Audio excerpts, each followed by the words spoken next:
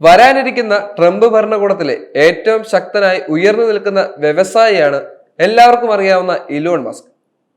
പ്രചരണ വേളയിലെ അദ്ദേഹത്തിന്റെ സാമീപ്യമൊക്കെ സോഷ്യൽ മീഡിയയിൽ വൈറലായിരുന്നു. ഐക്യരാഷ്ട്രസഭയിലെ ഇറാൻ സ്ഥാപിതനായി കൂടിക്കാഴ്ച നടത്തിയിരിക്കുകയാണ് ഇപ്പോൾ എലോൺ മസ്ക്. ന്യൂയോർക്കിൽ വെച്ച് അംബാസിഡർ അമീർ സയ്യിദ് ഇറാവാനിയുമായിട്ടായിരുന്നു കൂടിക്കാഴ്ച നടന്നത്. രഹസ്യ സ്ഥലത്ത് നടന്ന കൂടിക്കാഴ്ച 1 മണിക്കൂറിലധികം നീണ്ടു എന്നാണ് വാർത്തകൾ പറയുന്നത്. ഇറാനും അമേരിക്കയും തമ്മിലെ സംഘർഷം എങ്ങനെ ഇല്ലാതാക്കാം എന്നതിനെ കുറിച്ചുള്ള ചർച്ചയായിരുന്നു എന്നാണ് 2 ഇറാനി ഉദ്യോഗസ്ഥർ ഉദ്ധരിച്ച് ന്യൂയോർക്ക് ടൈംസ് റിപ്പോർട്ട് ചെയ്യുന്നത്. കൂടിക്കാഴ്ച പോസിറ്റീവ് ആയിരുന്നുവെന്നും ഉദ്യോഗസ്ഥർ പറയുന്നു. എന്നാൽ വാർത്തയെക്കുറിച്ച് മസ്ക് പ്രതികരിക്കാൻ ഇതുവരെ തയ്യാറായിട്ടില്ല.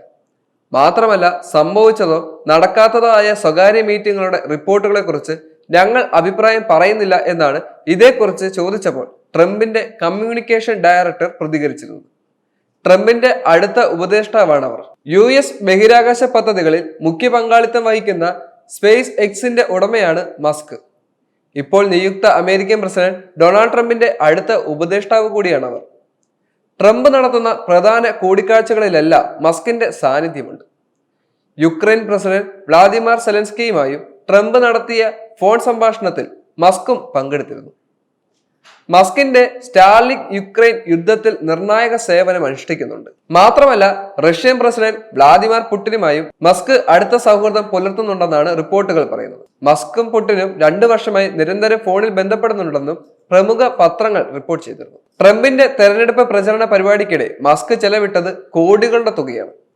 ട്രംപ് റിപ്പബ്ലിക്കൻ സ്ഥാനാർത്ഥിയായതു മുതൽ മസ്കിന്റെ പിന്തുണയുണ്ടായിരുന്നു. പലരും ആരെയാണ് പിന്തുണയ്ക്കുന്നത് എന്ന് വ്യക്തമാക്കാതിരുന്നപ്പോഴും മസ്ക് ഇത് പരസ്യമായി പ്രഖ്യാപിച്ചിരുന്നു.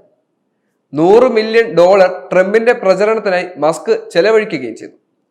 തെരഞ്ഞെടുപ്പിൽ വിജയം നേടിയപ്പോൾ മസ്കിനെ സവിശേഷ വ്യക്തിയാണെന്നാണ് ട്രംപ് വിശേഷിപ്പിച്ചത്.